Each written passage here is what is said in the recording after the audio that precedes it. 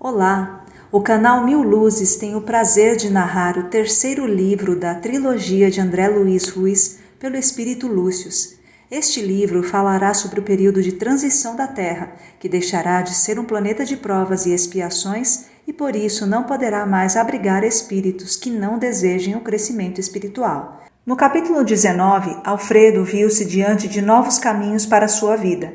Mudou-se para uma casa perto do centro espírita, ia divorciar-se e estava desempregado. Conversando com Jurandir, o dirigente da casa espírita, obteve o amparo e o consolo que há muito não tinha. Desta forma, podia encontrar nos trabalhos do centro um pouco de serenidade e o sentimento de fraternidade. Lembre-se de deixar o seu like e se inscreva no canal. Os espíritos amigos acompanhavam os esforços de Alberto na transformação de suas atitudes mais profundas, deixando de se prender às coisas do mundo, abrindo mão de direitos que, por certo, poderia exercer nas lutas jurídicas infindáveis contra seus antigos patrões, alegando sua inocência e tentando safar-se com parte de seu patrimônio. Lutas essas desgastantes e muitas vezes infecundas. Não porque não fosse lícito recorrer aos tribunais humanos, cuja existência corresponde a um avanço da civilização, mas porque, entendendo como necessária a própria modificação, se recusava a usar os velhos métodos das disputas e contendas, tomando o caminho mais fácil, aquele em que as coisas são regidas pelas circunstâncias mundanas. Decidira confiar-se à bondade divina na administração da justiça, que sobre ele pesaria inflexível, tanto na acusação quanto na defesa, tudo baseando-se nas suas condutas como espírito imortal. Bezerra, Jerônimo e Adelino acompanhavam emocionados a disposição daquele filho de coração limpo, apesar da dor que suportava nos embates do testemunho moral. Tal admiração por parte das entidades se lastreava no valor moral que estava demonstrando no momento difícil, que envolvia desemprego, injustiça, abandono, solidão, perdas reunidas num único momento de sua vida.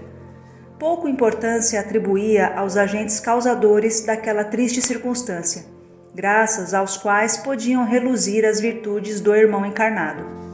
Todos sabiam que Alberto tinha escolhido, entre suas provas na presente encarnação, aquela que agora chegava para testá-lo vivamente. Abandono afetivo da família e dos antigos amigos, solidão, derrocada material, desvalia social, perda de importância. Era preciso perder para recomeçar sem os antigos vícios. Apesar da dificuldade e das pressões sociais e familiares, soubera, até aquele momento, manter a mente limpa dos pensamentos inferiores, aberta para nova forma de viver e o coração distante da mágoa, da raiva ou da decepção, desculpando os entes queridos e assumindo, como sua culpa, a maneira tão ególatra e irresponsável pela qual eles viam o mundo. Por isso é que contava com a sintonia elevada, a aproximá-lo dos amigos invisíveis que, a todo instante, o cercavam de boas palavras, estímulos afetuosos e apoio vibratório. No entanto, a mesma coisa não poderia ser observada em relação ao caso Peixoto, mesmo que muito parecido, em suas causas básicas, ao do companheiro de centro espírita. Na reunião daquela mesma noite, como já se havia entrevisto antes, Peixoto, o médium desajustado, compareceu à reunião conduzindo o amigo Alceu, rico empreendedor que estava às turras com a esposa que pleiteava a separação com a respectiva divisão do vasto patrimônio. Era possível observar nos pensamentos do endinheirado senhor as imagens mentais produzidas pelas estimulantes palavras de Peixoto, prometendo: "Vamos hoje, meu amigo. Seu caso é grave e assim falarei com Jurandir para que lhe seja dado um atendimento especial." Essa expressão atendimento especial era um abre-alas que Peixoto usava mesmo sabendo das disciplinas da casa, que não permitiam a presença de estranhos que não pertencessem ao círculo dos trabalhadores comprometidos com a reunião mediúnica. Insistia em desrespeitar as determinações, notadamente quando, com isso, desejava prestar um favor para obter rendimentos que lhe interessavam. Iludido com a palavra fácil de Peixoto, que lhe prometera todo tipo de privilégios no atendimento de seu caso, Alceu ali estava não como alguém que desejava realmente acordar para as realidades espirituais da vida. Acostumado a ouvir dizer sobre o espiritismo, também julgava que ali se resolvia problemas materiais e emocionais. Arrumavam-se casamentos ou se conseguiam separações vantajosas. Afastava-se o olho gordo. Conquistavam-se postos de realce nas tertúlias profissionais. Venciam-se adversários com táticas mágicas. Peixoto não se ocupara de informar ao amigo sobre a necessidade da própria transformação, até porque não lhe era conveniente intrometer-se em questões de vida pessoal de alguém que, rico e indisciplinado, era tão importante aos seus interesses, desagradando-o com recomendações indesejadas. Por isso, recheado de promessas, Alceu chegou ao centro espírita carregando a arrogância que lhe era própria, a dos indivíduos que vão a qualquer evento público ou certame comercial contando com o tratamento privilegiado dos que podem pagar, e por isso recebem as homenagens de todos. Sem apresentar a alma aberta para o auxílio verdadeiro, queria a solução do problema, disposto a pagar quanto fosse necessário para que tal se desse, sem o menor esforço de sua parte. Assim que chegaram, Peixoto procurou Jurandir em particular para expor o caso de Alceu, deixando um amigo na entrada do centro esperando por seu regresso. "Olá, seu Jurandir, tudo bem?" falou apressado, sem interesse verdadeiro em saber qual era o estado geral do dirigente da instituição. "Olá, Peixoto. Vou bem. E você?" "Bem, eu estou bem e não estou", respondeu o médium, propositadamente reticente.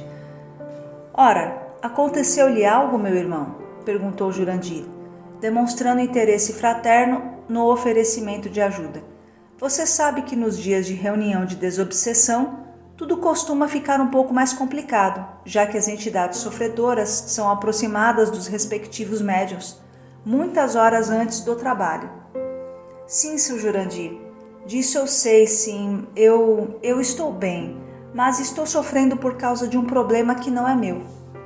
"Entendo, meu amigo, e no que nós podemos ajudá-lo?" Vendo a disposição do dirigente em fazer algo em seu benefício, passou a falar abertamente do caso Alceu. "Sabe o que é, seu Jurandir? Eu tenho um amigo que está sofrendo muito. Sabe, é muito bem postado na vida, mas de uns tempos para cá está sendo perseguido por entidades que querem acabar com sua existência", falou Peixoto, tentando florear as dificuldades de Alceu com o intuito de conquistar o interesse de Jurandir. "Ele tem bom casamento, mas desde alguns meses sua esposa o está fustigando com o processo de separação, que, ao que nos parece, quer apenas dividir o patrimônio do casal. Ela modificou totalmente o comportamento, parece uma outra pessoa e não há o que o pobre homem faça, que a tire dessa ideia fixa. Eles não são espíritas, mas como se trata de uma pessoa de meu relacionamento pessoal, falei-lhe das influências das entidades perseguidoras e de nossos trabalhos aqui na noite de hoje. Então demonstrou um tanto interesse em resolver essas pendências, tanta vontade em solucionar as suas diferenças com a esposa e com esses espíritos perturbadores, que não tive como deixar de trazê-lo aqui, mesmo sabendo das regras da casa. Expliquei-lhe que não poderia estar conosco se não obtivéssemos a autorização do dirigente dos trabalhos. E por isso aqui estou, colocando o caso desse nosso irmão para que o senhor o autorize, se julgar conveniente, a que participe de nossas reuniões e, quem sabe, sentindo-se acolhido, consigamos ajudá-lo, a sua família e aos espíritos que os perseguem." Sabendo que Peixoto era um médium indisciplinado e sempre muito preso às conveniências mundanas, Jurandir não se deixou envolver com as labiosas expressões que lhe apresentava. Além do mais, pela sintonia que mantinha com Ribeiro, sabia que aquela não era a verdade real. Poderia sim estar acontecendo uma separação, mas as vibrações que o caso lhe transmitia demonstrava que, por detrás de tudo isso, interesses e problemas mais graves pendiam, tanto sobre Alceu quanto sobre o próprio Peixoto. "Você sabe, meu amigo, que nem sempre podemos admitir em nossas reuniões pessoas despreparadas para o entendimento daquilo que vai acontecer. Vendo que Jurandir não se deixava tocar tanto quanto se era de esperar, Peixoto se fez de mais submisso ainda. Sim, seu Jurandir, o senhor que é o nosso dirigente tem toda a razão e eu informei tudo isso ao nosso irmão. No entanto, mesmo assim, ele insiste em participar em busca de uma explicação espiritual ou de um aconselhamento sobre como proceder.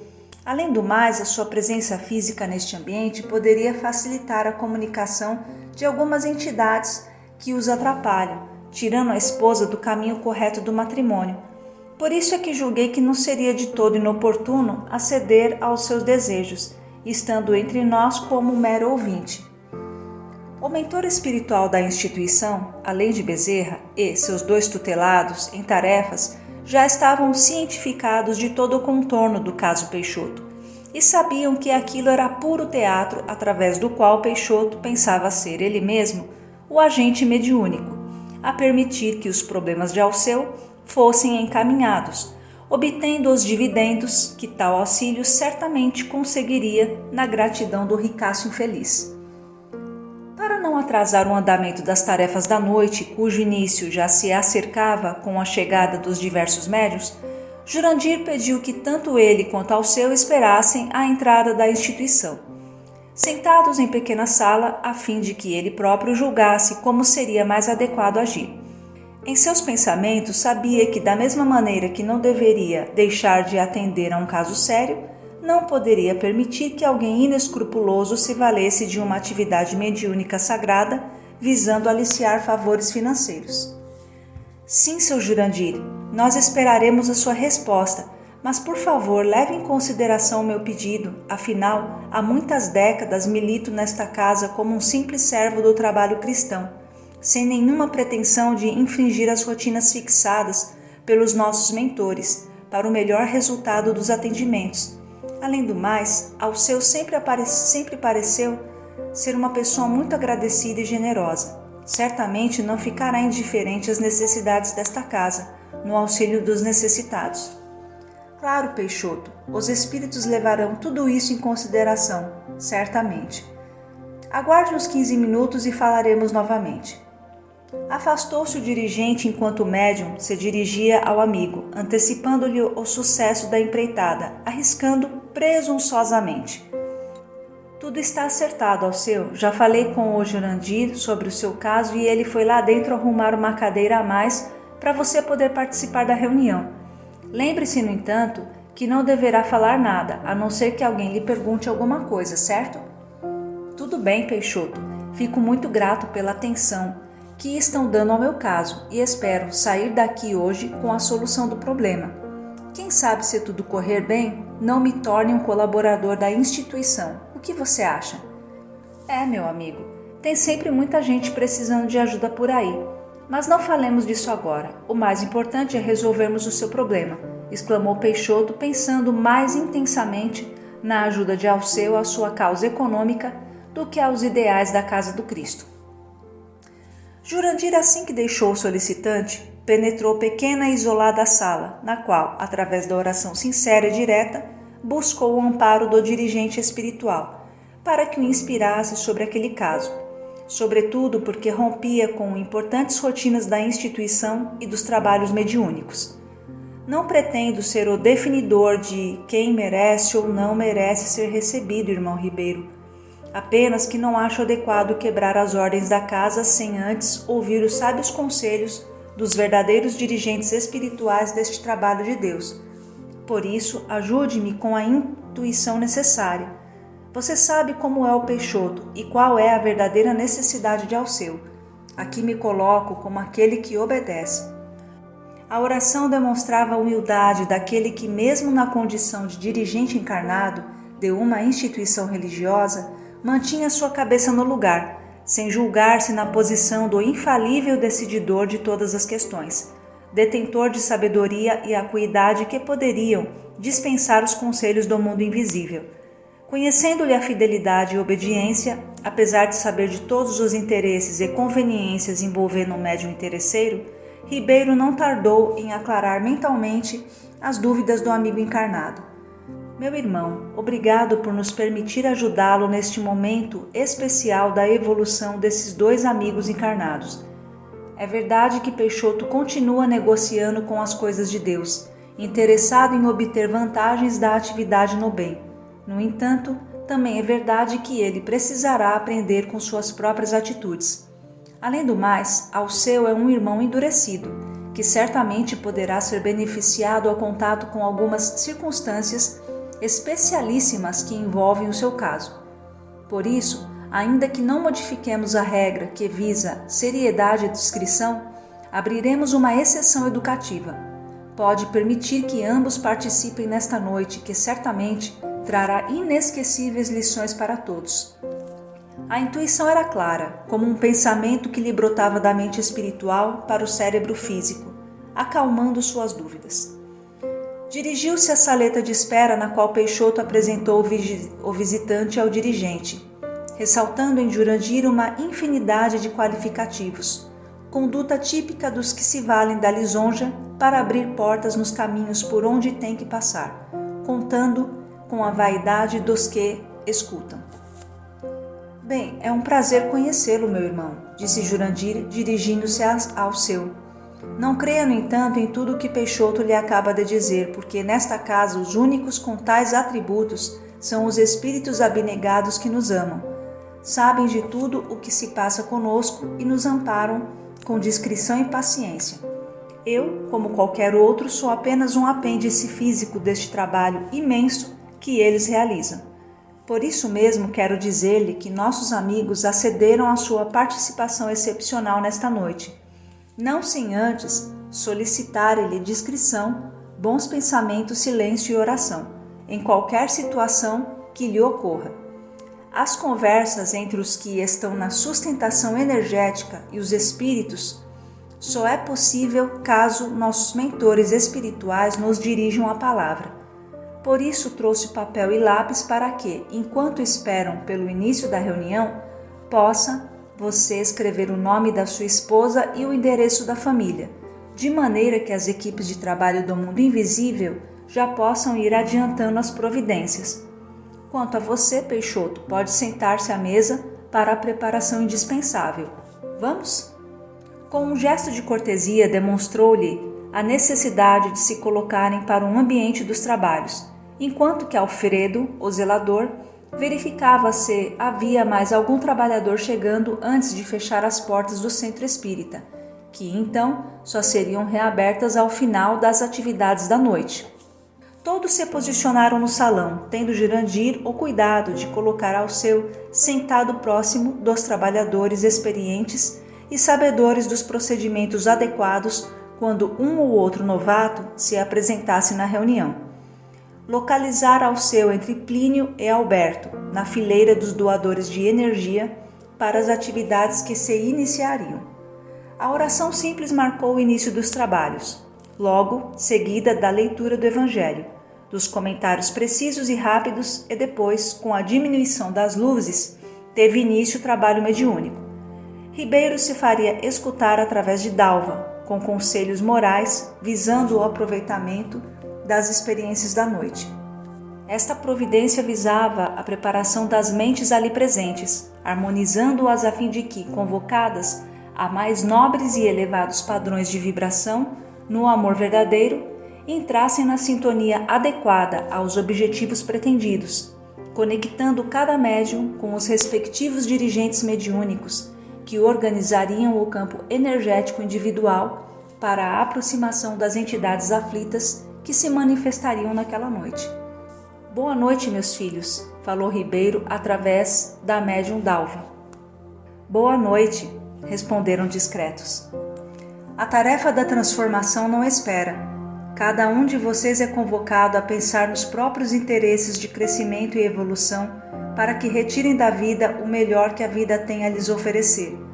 Pessoas há que, com a desculpa da inteligência, outra coisa não fazem senão investir tudo o que possuem em aquisições condenadas, verdadeiras sumidades da cultura, lutando para ajuntar coisas perecíveis, como se investissem toda a fortuna pessoal na aquisição de um navio de peixes. Jamais conseguirão alimentar-se de tantos peixes, por mais lhes sejam agradáveis ao paladar, e perderão todo o investimento, se não o dividirem com outras pessoas, seja pela comercialização ou pela caridade. Tratando das coisas de Deus, gratuitas por excelência, é indispensável que observemos que todos os bens que ajuntamos continuam a pertencer ao Criador, que nos emprestou a posse sobre os mesmos. Não somos donos de nada. Por isso, não desejamos que iniciem o trabalho desta noite sem meditarem nas importantes modificações de pensamentos e sentimentos. Se não o fizerem, continuarão aplicando valores da energia, da inteligência e da vontade para adquirir coisas perecíveis e sem valor maior do que os peixes que apodrecem. Somos constantemente acompanhados por entidades que nos conhecem e com facilidade identificam o núcleo de nossas necessidades e interesses. Não nos iludamos com ideias de milagres ou de soluções fantasiosas para as coisas que fazem parte das nossas próprias lutas pessoais, para os quais é indispensável nossa própria mudança. Sem ela, continuaremos como os doentes que querem a saúde, mas que invariavelmente continuam a envenenar-se. Entidades que aqui serão atendidas estão na faixa comum dos iludidos pelas coisas do mundo, relatando como se encontraram perdidos no mundo espiritual, depois de terem visto fechar sobre seus corpos a cova rasa do cemitério, sem terem amealhado as riquezas indispensáveis da alma. Morrem magnatas e despertam indigentes. Escutem e aprendam, filhos queridos, apagando a ilusão mentirosa dos interesses da matéria, não importando quão difícil lhes seja a vida em seu cortejo de provas e testemunhos. Mãos à obra, meus filhos. Depois de breve pausa, antes das despedidas, Ribeiro dirigiu-se a Alceu nos termos seguintes: estas advertências também são para você, querido filho visitante desta noite. Esteja aberto para os ensinamentos que lhe toquem, sem qualquer consideração de desvalia pessoal ou de tristeza. Se lhe foi autorizada a participação na tarefa de hoje, de maneira excepcional, é que Deus, em sua infinita bondade, haverá de considerar a sinceridade de seus propósitos na construção de uma nova vida. Um pouco tímido diante das circunstâncias, mas recordando-se de que poderia responder se lhe dirigissem a palavra, Alceu ensaiou breve resposta, lavrada no verniz da boa educação. Agradeço as palavras de estímulo e aqui estou como quem escuta com atenção. Que Jesus o ilumine, respondeu Ribeiro. Amém, falou Alceu. Olá, amigos. Este é o capítulo 20 do livro Herdeiros do Novo Mundo. Continuem conosco nesta aventura. Até breve!